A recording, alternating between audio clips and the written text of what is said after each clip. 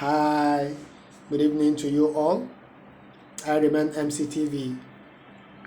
In case this is your very first time of watching my video, please, I would like you to do justice to my video by going to the red subscribe button and subscribe for me.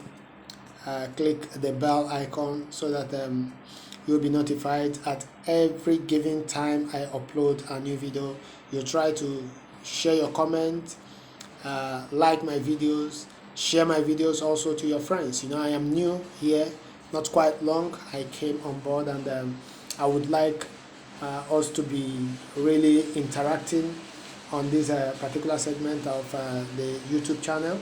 So please, if this is your very first time, like I said before, please subscribe for me so that we will be moving forward. Thank you and God bless you. Actually, I would want us to discuss a little about, or should I say, air my view, and I would also want you to give your comments at the comment section below about the central defense problem in Arsenal, because we all know very much well that Arsenal is having crisis. For me, I don't see it as a defensive crisis. Yeah, because what I just need is for us to sign, if actually we are going to be signing defenders. For me, I think it is supposed to be a backup, because considering this whole issue of Ben White, for me, is becoming very painful. It's becoming very, very painful. Honestly, it's becoming, for me, I see it as being something that is dragging us backwards very, very much well, because we should have by now started thinking about other options, or started thinking about what to do, either rounding up our transfer by now, if actually the 250 million we are talking about was given, because I still believe that there's no way Stan Kroenke could just bring out that kind of money, because he is not used to doing that. For me, that is the way I see it, because it has been long. It has been ever since 2007 that he took over the ownership of the club. We've just been going down and down and down and down and down until today, and you can see where we are today. So we are no longer even competitive. So I see no reason why Ben White should be the reason why Arteta must be holding on up to today. We still have options in the midfield. We have areas in the midfield to seal up. For me, I think the central defensive position is not even our big problem. I must have to tell you this, giving you instances from the Premier League last season, because if you could understand, we are about the best, the third best defense in the Premier League last season. So if that is to be put into consideration, I think we have to understand that where our problem lies is the striking force, because our defenders did not concede much goals last season as regards the position where we found ourselves. But the problem was just that our attackers were not clicking. When we had I think when Aubameyang was hospitalized, when he had the issue of malaria, that was when we started dilapidating. You could understand that the front line was no longer clicking, and at the time, Lacazette was not scoring, the goals were not coming, and there was no other person we could use. And there is one problem I have come to understand. Arteta is such a person that sometimes if he decides to play you, he will play you and play you and play you and play you and play you out of proportions at a time. Do you know that Arteta, even till now, doesn't have a team? He doesn't have a team as an Arsenal manager who was a player in Arsenal who knows the system, and he came in knowing fully well the problem that we had with Emery, and he was not able to select his team all through the end of the season. Okay, let's just keep that. Besides, he was able to bring back Nketiah. You know very much well that you are not going to use him. He's not good enough for you. Fine. He's not good enough for you. Accepted. But why was it that when West Ham came calling for his signature last season, you could not sell him at the cost of £20 million? And now Nketiah is going. And you know very much well that there is no team that is going to pay up to 10 million for Nketiah currently. No team, I don't think. So many a times you see so many things happening, you ask yourself, why is it that sometimes our managers or our coaches or the management itself in general does not view things from the right perspective? Does it mean that if you sell him last season, maybe people would have asked you, why selling Nketiah? It would have been better for you to sell him at such price then, recoup some money so that by this season maybe you can put it up and go for. What we lacked last season was not any other place other than the number 10 position and somebody that would have been a very good backup for Aubameyang. For me, I don't see any good reason why we must be going for Ben White at such amount. I must have to tell you the truth. I'm not trying to to cement it, but I'm just giving my opinion. I don't know, whatever is your opinion, you can drop it at the comment section below so that we also can look into it and know the way forward. For me, I think it would be better for us to allow Gabi, Pablo Mari to be there. Then between Chambers and Holding, we allow one to go. Then there will be 3. For me, that's the way I see it. Then we can now go for an understudy central defender, which is supposed to be the place where William Saliba would have come in. We would have sold one out of Chambers and Holding, then allowed Saliba to come in, so that there will be 4 remaining. Then the next place where we would have been, which we are supposed to have even before now filled up that gap. We are looking for a backup for Kieran Tierney. Fine. Why not go for Kevin Phillips? I mean, what's his name from Norwich? Since maybe we feel that Hakimi is a bit older, stuff like that. Or maybe he has favored a move to any other club. I don't know, not for sure. I'm not too sure about that. Why don't we go for Max Aarons? Max Aarons, we can go for him. Kevin Phillips, he plays in the defensive, midfield position. He can also play from the right full back position. At least I've watched him, I've followed him in few games where he played from that position and he was superb. So that we can go for, at least, for me, let's go for Max Aarons. If we can go for Max Aarons and get him, then we look for a backup. For me, that would be very okay for us. Other than going to spend 50 million, maybe plus add-ons, on a player that is not yet proven. For me, that's the way I see it. I feel that Gabi and Mari would have been there and will be comfortable with that.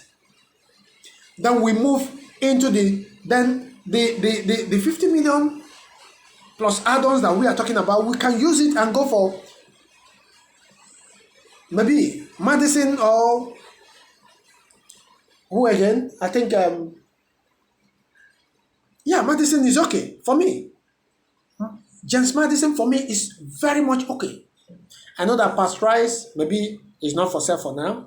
Grealish is for sale. We can go for either Grealish or we go for James Maddison. These 2 guys will be okay for us. Then we spend this 50 million plus on either Maddison or we spend it on Grealish. That would be better. We can even add a little to it. Maybe to get Grealish, maybe Grealish will cost us maybe about 60 million or thereabout. Maddison could be at the range of 50 million also or thereabout. We get him. For me, that's the way I think. That's the way I feel about it. Then we can equally go for maybe Bissouma. You understand? So that we can play Thomas Partey, Bissouma, then we play Maddison or we play this guy in front as the number 10. We can as well go for Hossein Owa because I think Ateta says bringing in Maddison is not going to stop Owa to come in if actually we are ready to bring him in. 2 of them are 2 different players. Or, better still, We can go for Locatelli. This is the area I think we are supposed to be talking about. Then we bring in, already we have Lacazette, we have Aubameyang, we have untouchable Brazilian guy. You understand? These guys are there. We can as well, for me, since Lacazette is almost nearing the end of his contract, we can then bring in Silva. For me, this Portuguese, what's his name? Silva. Let him come over and take over the position so that once in a while you can play two strikers. The Brazilian, Lacazette, Aubameyang, and then you bring in Silva. For me, this would have been the best option for us. Other than sticking on Ben White, all ages. How long is it going to take us for us to keep waiting and waiting and waiting for Ben White? What will Ben White offer that we cannot start buying midfielders and strikers and filling other gaps and keep waiting for him if that is the case? We have some other players in the market that we can, there are some teams that has been knocked out of Europe. Considering the problem we have as Arsenal, we need to have by now cemented our authority in players that we really needed. They would have been signed before now. So what are we waiting for? What are we waiting for? This is the problem. This is something I do not like. You look at the owner of the club, he is not perturbed, he's not disturbed, he's not even like as if nothing happened. A club that used to compete for the trophy, for the Premier League trophy per season, is no longer competing for a position in the Europa. And yet, we are not touched. Not talk about the fourth position. We are not talking about that. Now, we are not even talking about how to come back to where we used to be. At least,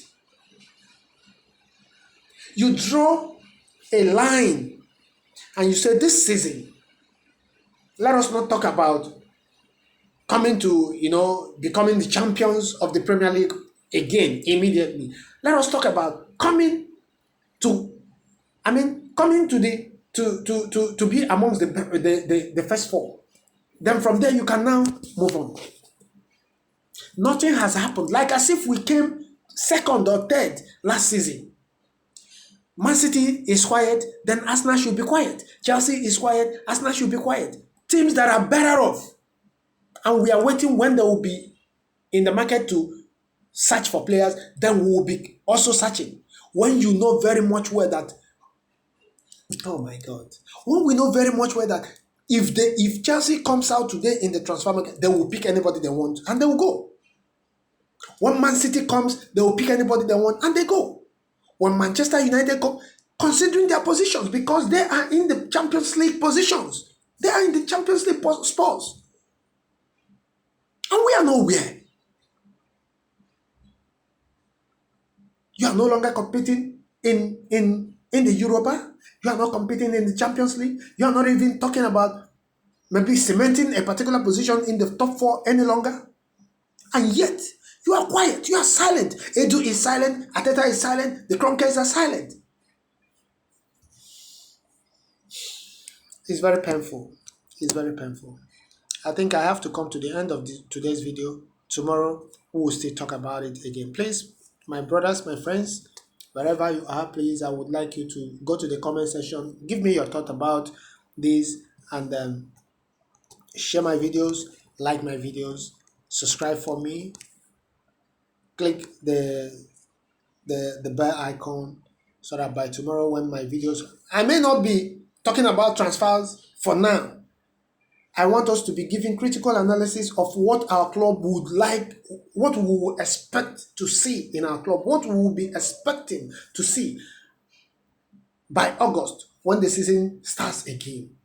These are areas that are very important. It is a critical question. It demands urgent attention. It's very, very painful. Seriously, it's very, very painful. Thank you until tomorrow when I will come your way again. I remain yours, MCTV. Thank you and God bless.